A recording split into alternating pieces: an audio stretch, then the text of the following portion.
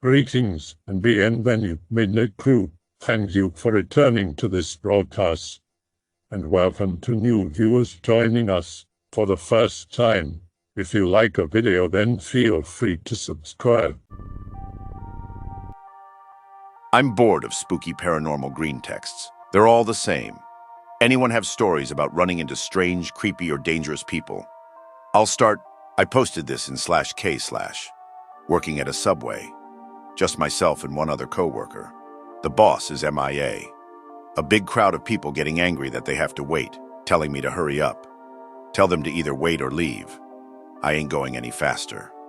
One guy I know is going to be a problem, pacing back and forth and talking to himself, making such a scene that even the other customers are looking worried. I get to him. He demands some crazy custom shit we don't even do. So I tell him no, but I can make something else.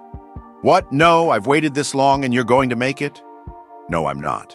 The guy who signs my paychecks tells me I can't, so either order something else or go. He says he'll kick my ass. I say go for it. He stares me up and down and walks off, throwing his ticket into the air, fully expecting a fight with my manager, but it never comes. The guy has presumably left. A little while later, I'm walking to my car after my shift ends, and I hear hey behind me. It's the guy, marching towards me with a machete. Have a licensed carry permit. I start backing up, telling him that's not such a good idea.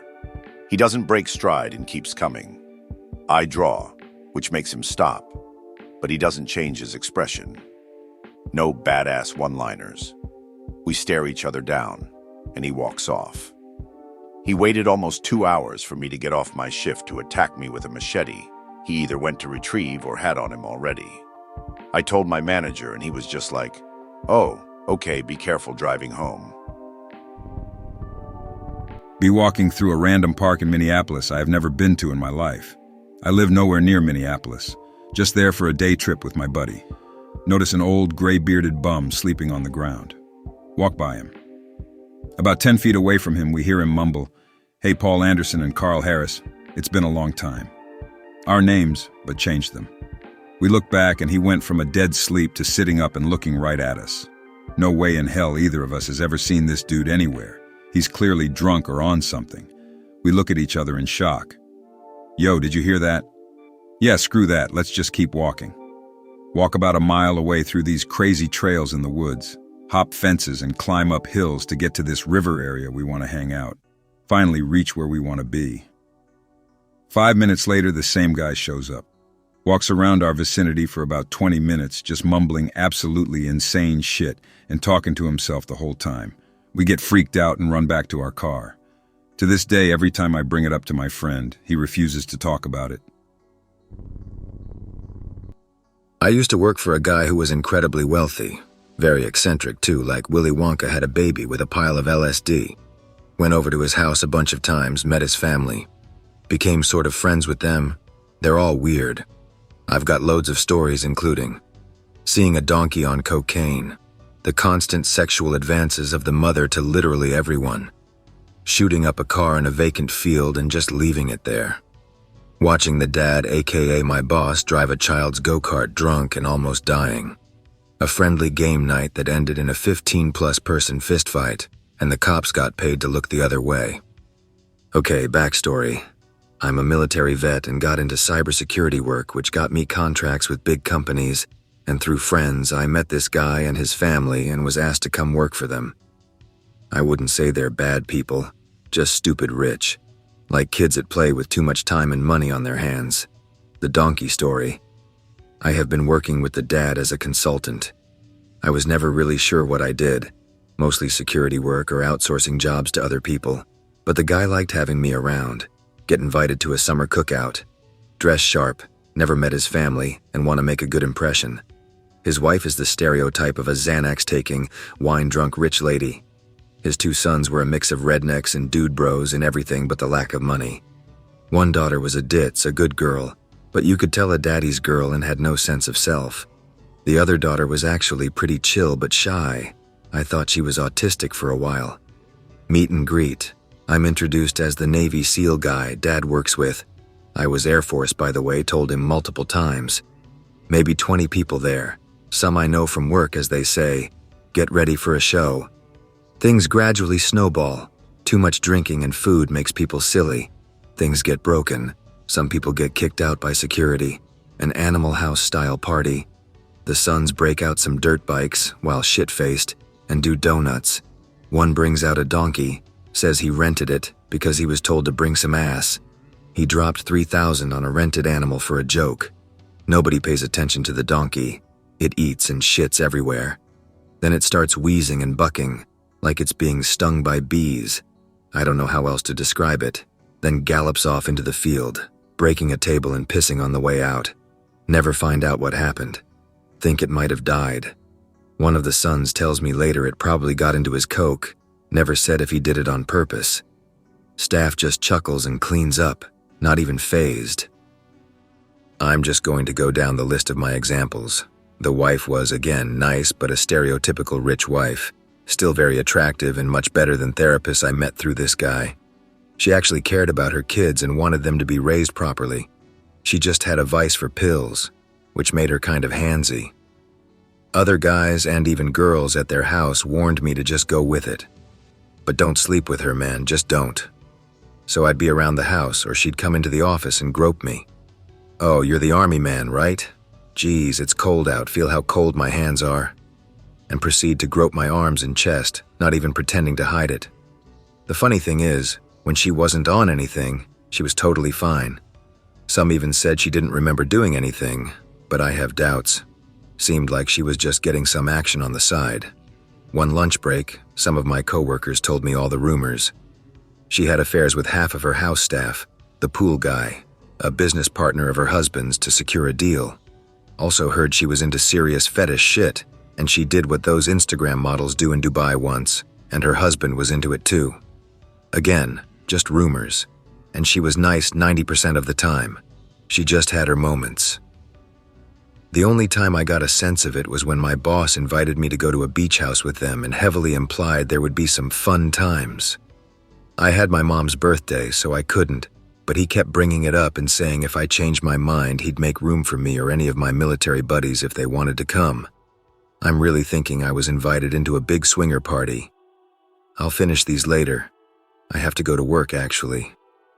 Fellow vet here, U.S. Marine. Trying to get into it exhorts with my Master of Science in Info Systems and CompTIA Security Plus.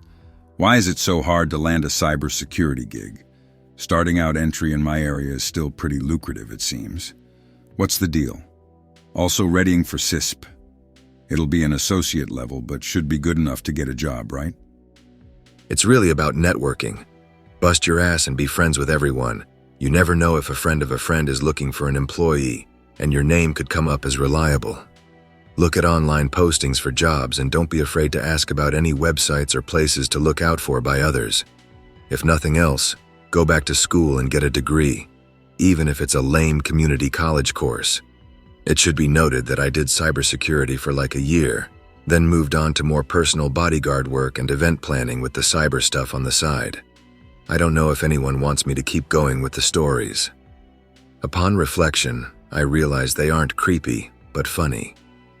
Okay then, I'll talk about the party that the cops had to get turned away from. As I said, a big holiday party on Halloween. The family rents a place in Long Island, and I get tagged along. I think I had a better relationship with my boss than he did with his own kids and wanted to use me as a buffer. Should also mention that, as wacky as he could be, he was smart and a hardcore businessman. He just liked to have fun in his off time. Security more or less locked in like 40 people into this house, having a good time when some people get a little too handsy and act weird, acting like Al Franken with the girls, and some guys, talking about how hard they hard and how many people they've fucked up. Typical suburban kids acting gangster. The problem was everyone was in costume. It was like Eyes Wide Shut and nobody knew who was who. I stuck with the boss's 2 daughters to keep an eye on them. A fight breaks out. One of the guys from before was hitting on some girl. Punches were thrown. It snowballs into a full-scale Looney Tunes brawl. Everybody is fighting everybody, unable to tell who is who.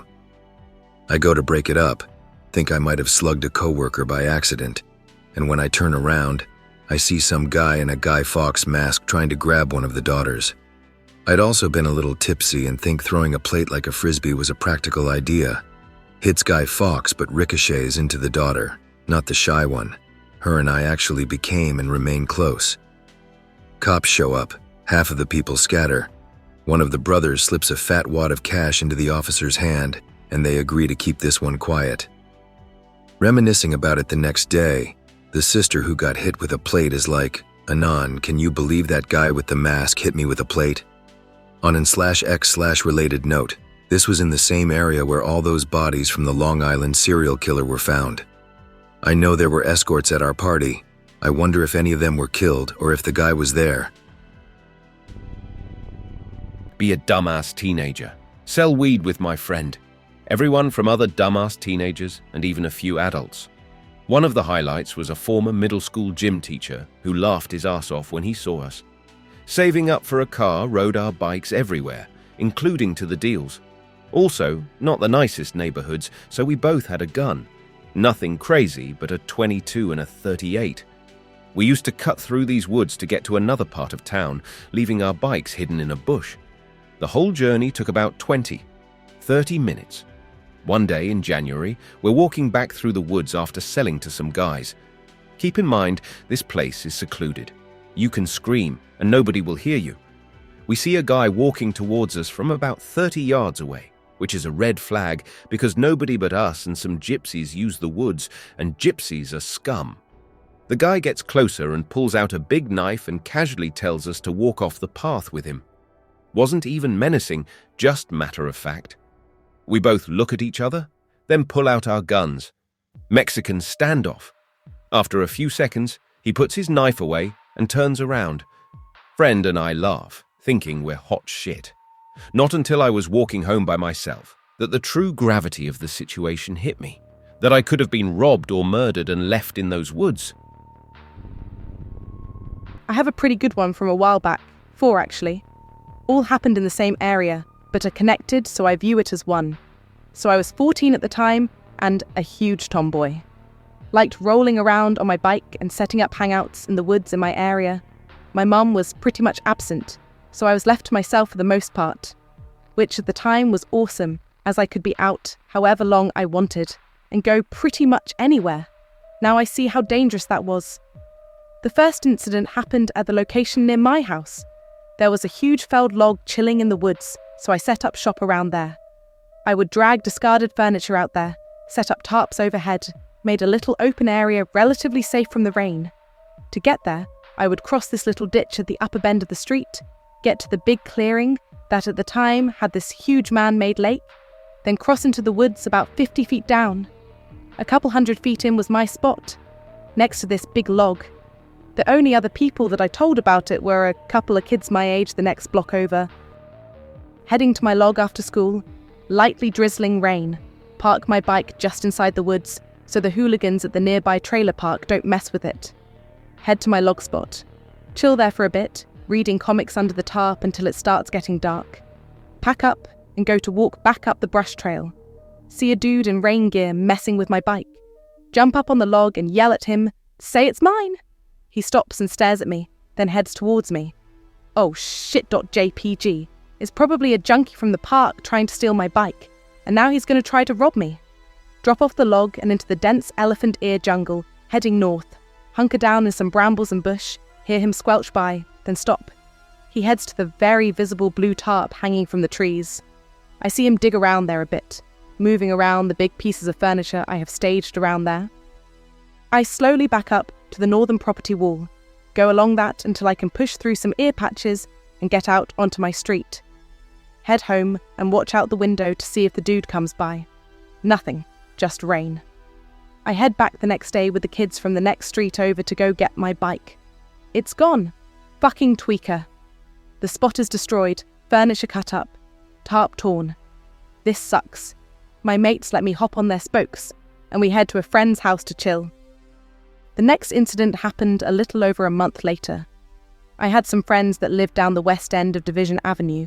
We would regularly cut along this little trail along a retention pond to cut between streets. We would see an occasional jogger run through, but it was pretty isolated. There had been some hobo camps recently, but the local police department did a good job of chasing them out as they cropped up. Late afternoon, still light out, walking back from a friend's house.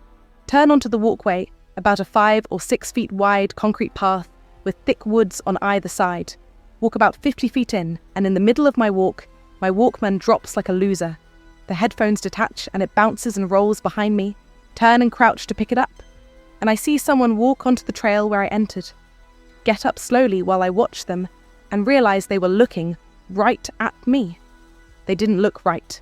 The hair that wasn't covered by the hood of his jacket looked fake, and he had these huge sunglasses on. He was wearing thick winter gear in July. Nope, down the path, at a light jog at first, because my freaked-out teen mind thought he wouldn't notice. When I heard him run, I booked it. Heard some people in their yard on the other side of a bit of brush and a tall brick wall, so I scream and yell. I make it to the end of the path to Hand Avenue. I see some guy run over from the next street with a bat, white as a ghost. Run over and tell him about the crazy jacket guy. He looks down the trail and doesn't see anything. Calls the cops to complain about hobos in the woods behind his house again. Cops come, take my statement, clear the woods, nothing there. The third incident was about 2 months later. I became interested in track and had started running. I hoped to make it into the school's club. So I started doing laps around the lake at the local park. It was a dirt trail through the woods around the lake. It had some little stops with fitness challenges and such around it, like a balance beam and monkey bars. It was fairly populated throughout most of the day, so I was always within yelling or running distance of someone. I didn't make it on Saturday, so I went Sunday morning, and the park was pretty empty, just some people eating and throwing bread at turtles near the picnic tables. The first 3 laps are uneventful. Pass by a couple messing with the turtles, continue around and pass the entrance, then head back into the woods. I think I see a black garbage bag chilling in the brush that wasn't there before, about 20 feet out. Keep jogging. The garbage bag gets up and runs onto the trail after me. The garbage bag is a man in a winter coat and weird hair. Try to scream, but it comes out as a gasp. Run like hell. Get the idea to run to the waterline to scream for help. Break through the brush and run along the lake, screaming my lungs out as best I could while running. I see them jump up and kind of walk to the water's edge before yelling back. Hear the man behind me yell and try to break through the brush to get to me. I tear down the little muddy path next to the water and make it around the bend. The couple runs up. The woman has mace, and the guy is on the phone. I keep running past them, and they follow me. Don't stop until I get to the clearing with the picnic tables. I just sit down and cry until the cops come. Tell them about the other incident, and they say I may have a stalker and never go out alone again. They can't find anything other than the trails through the brush we both made. About a month later, an old family friend came into town, one I had a good relationship with since I didn't have a father.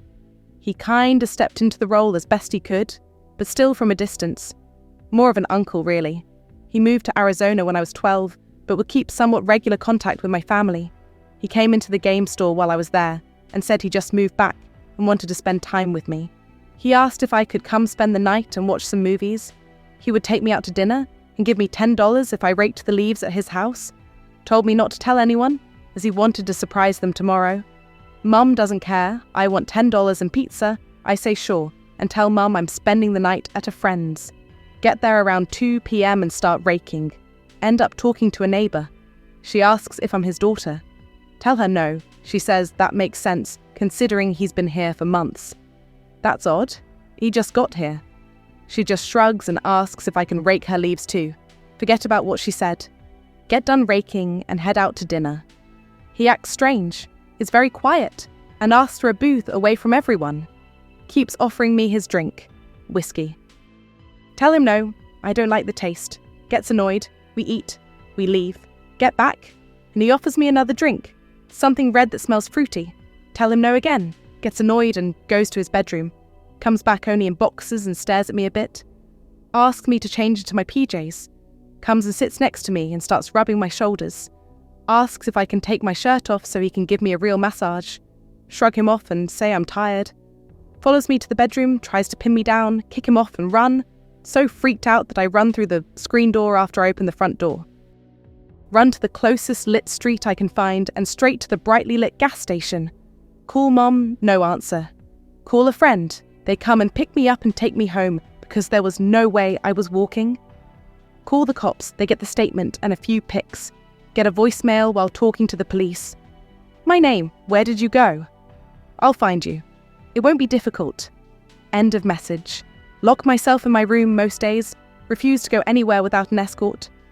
A month later, he gets arrested. Find out he assaulted a bunch of girls in other states, all younger than me, all as a friend of the family. Find out he has a warrant out in Arizona for crimes against a 10-year-old. He decided to come here incognito and set up shop in a trailer park with falsified identification. He was going to kidnap me and do God knows what before dropping off the grid again. He got a Party City wig, which was found at his trailer along with sound recordings of his crimes. Since I got away those 3 times, he had to try the old-fashioned way and be the family friend to get me. When that didn't work, and his real identification was now exposed, he ran. They found him a few counties over, trying to buy another vehicle. I think he came after me because when I was younger, my grandparents were always around, so he never got a good chance to do anything, so I was the only one that ever got away. B10. Homeschool group playtime at the park. Huge park that turns into empty fields, deep wooded areas, and dark bike paths where nobody near the jungle gym and picnic tables could possibly hear you scream. Riding my bike away from the group into the trails, going around in circles. Ride down a trail that takes me deep into the woods. Already getting a bad feeling. Keep going deeper into the wooded trail and take a side turn into a corner on the path that was poorly lit, even for the woods. There's a man in his 40s or 50s, standing right off the trail in a white-collar shirt. Looks like the dad type. He puts his hands up as if to grab me and makes a face like Jack Nicholson in The Shining, as if he was deliberately trying to look as scary as possible. We're half a mile into the woods alone, and it's clear he's a Minecraft YouTuber. Literally 5 feet from me as I gasp out loud and ride my bike away as fast as humanly possible, not looking back. Get back and tell the homeschool group and they don't give a shit, do nothing, and say a snarky comment. Either that guy was legitimately going to kidnap and kill me, or was just playing a prank. But that was the single scariest thing that ever happened to me. He was a creepy asshole. Okay, I'm back. Time for the shooting up a car story. This one is pretty short. Driving back from work after some meeting in another city with the boss, another executive, and me.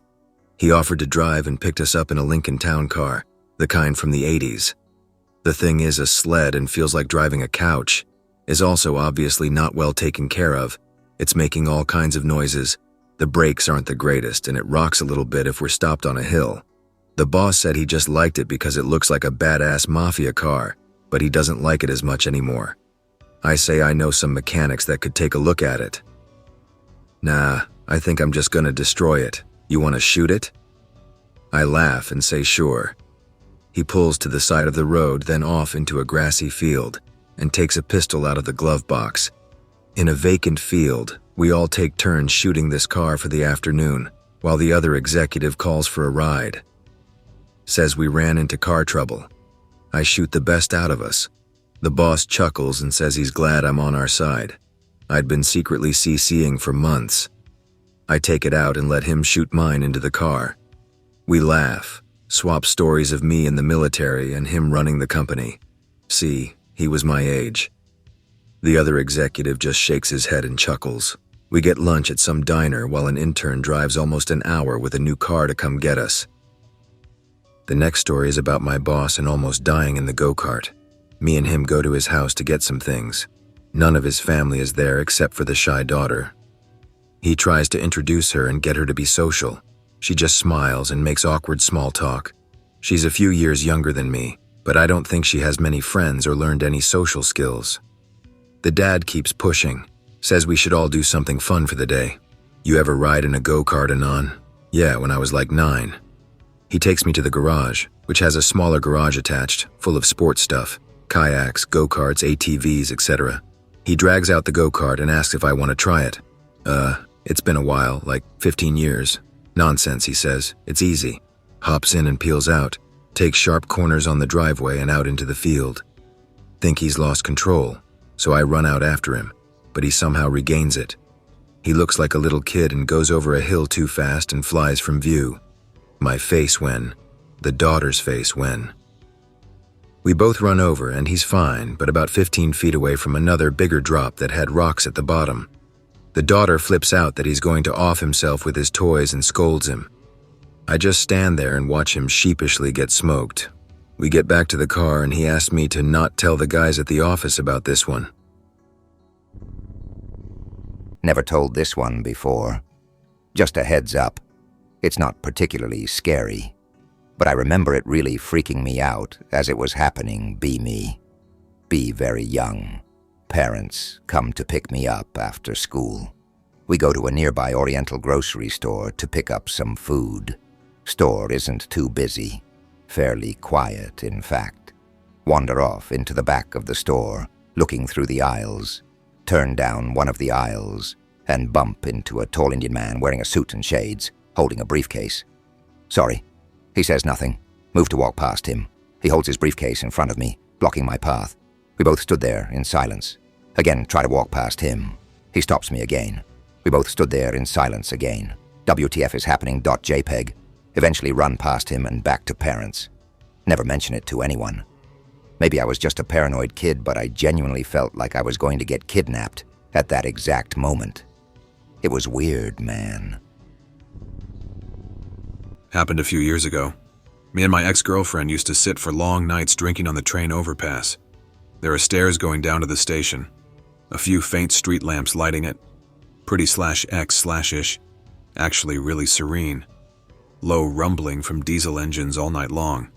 Perfect for hanging out and having late night talks. Drinking a lot of beer, so feel a strong need to piss. Usually don't give a damn. Piss on a random tree next to the tracks. Get up. A random bum-looking dude shows up in the station. Scruffy looks, unbuttoned shirt, belly hanging out. But it's hot in the summer, so who cares? Think he's a signalman, as he's got a stick-looking thing in his hand. He turns towards us. Holy balls, it's not a signalman. Holy balls, it's not a signal pad. It's a ginormous bone. About 1 meter long, thicker ends. It's too long for anything except Nephilim, but it's certainly a bone. Holds it pointing downwards while looking at us. If he started dashing at us up the stairs, we would have outrun him anyway, so we just stare at each other for a while. Turns around and leaves down the tracks into the distance. At every other street lamp, he stops and turns around at us again. Until we don't see him anymore.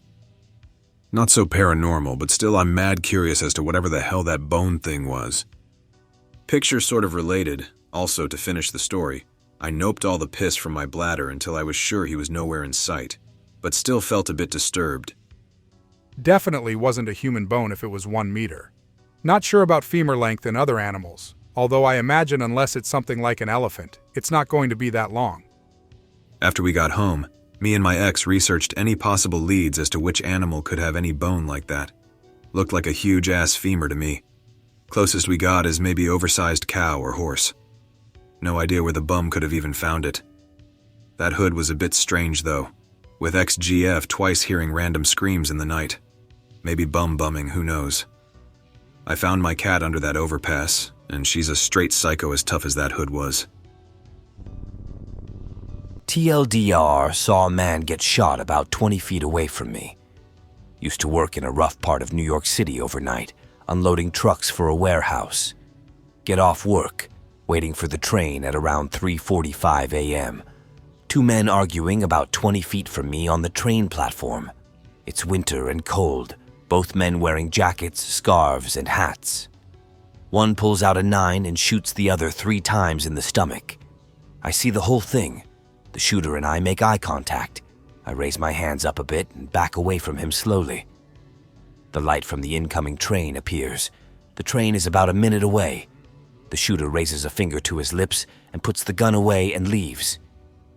I'm shitting bricks. Go to check on the guy who got shot. The train arrives. Nobody on it at all. Nobody gets off. The shooter is nowhere to be seen. I run onto the train and call the cops, give the location of the shooting and call for an ambulance and hang up. Shit was fucking scary as hell. Junior year of high school. Middle of class, I get a text from my sister. Hey Anon, find a friend to stay with after school. Confused, text her back asking why. Mom and Dad woke her up that morning, telling her to get dressed just in case they needed to be evacuated. SWAT at the door asking to be let into our backyard. Our next-door neighbor, also a soldier everyone in this town is, snapped, barricaded himself in his bathroom with a gun. Hours later, right before I had to go home, he surrendered himself to police and was placed under custody. Come to find out, his ex-wife earlier that year accused him of assault and hurting their daughter or something to that effect.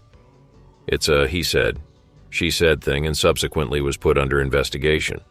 Neighbor's daughter was the one who made the 911 call and said he was also gathering up some strange chemicals in the garage. Dad said he worked with explosives in the Army. His current wife and daughter left weeks after that incident and he moved into the barracks. New neighbors said he caused nearly $6,000 worth of damages to the house after they left him. What the fuck did he do in there? I can't recall all of what he did to the house, but they had to repair and repaint some of the walls, replace the carpeting, etc. Also, I learned some stuff. Crazy neighbor was a master sergeant and combat engineer. After the arrest, he was released, but still under investigation about the assault charges. Some late October, second wife made a welfare check on him. Sheriff pulled him over at a traffic stop. He fled, a police chase ensued, and eventually the neighbor crashed his car. Had a gun with him and shot himself after the crash. When I was like 7, my family moved into a new town and I had some weird encounters with a guy. Be me, 7 years old. With my aunt running errands. She's young, 22 at the time maybe. Stop at a convenience store and go in with her. A weird old guy with the Minecraft specs and an Eyepatch eyeing me up with his working eyeball. Aunt notices him and we leave. Later that day, pulled up to her apartment. We lived a few buildings down, same complex, not the nicest part of town, but it wasn't super ghetto anywhere. Eyepatch guy is pissing on her house, turns to us, flashes, sprints into the woods. Cops pick him up and he goes in the tank for the night because it's his second report of the day. Creepy, but don't see him again for a long time. 7-ish years later, 14 or 15, meeting some girls at a college hockey game. They're at the high school arena 150-ish yards away, want me to walk and meet them. Leave the college arena, start across the parking lot that the two arenas basically shared. A rusty black van pulls up, the window rolls down. Eyepatch guy inside, looks exactly the same. Hey kid, need a lift? Stare at each other. He slowly starts to open his door and I sprint away. The girls don't believe me, haven't seen him since. I don't want to. That is probably my creepiest person encounter. About a year and a half ago, work nights at a fast food place. Around the corner from the building, a bridge to the ghetto downtown area. Bridge over a major highway. Police station within sight of the restaurant, our response times. Accidentally pressed a panic button, and cops didn't even come inside. One night before work, sitting in my car, unlocks when in park. Didn't know if I had relocked it when I noticed 3 gentlemen approaching from the building. A straight line to a bus stop across the road would mean they pass right by my car. Glance up from my phone, they're watching me. Put my arm up on the door, pressing into the lock just to make sure. It's locked. Looks super conspicuous and uncomfortable. Pull my arm back down as they come by. Stop at my door. One on the driver's side, the other at the back door. The third guy is just standing behind them, looking at the entrance of the building. Pulls on my door handle, hear it thunk back against the door. I'll take that free ride, just look at him. A chuckle from the group. Hear the guy at the back doors try the handle. Thankfully locked. They walk off. I was almost late for work too.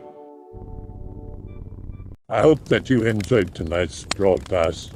If you enjoyed tonight's story, then please subscribe to the channel as more Greentext will appear daily. A new broadcast will appear when the clock strikes midnight Central Time.